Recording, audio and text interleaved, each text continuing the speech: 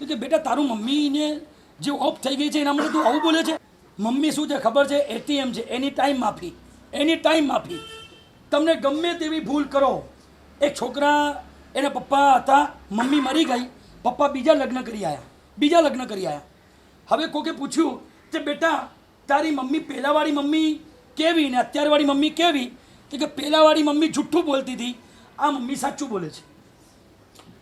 તો કે બેટા તારું મમ્મીને જે ઓફ થઈ ગઈ છે એના માટે તું આવું બોલે છે? તો કે હા કાકા, સાચે મારી મમ્મી જુઠ્ઠું જ બોલે છે. મારી જે રિયલ મમ્મી હતી જુઠ્ઠું બોલતી હતી.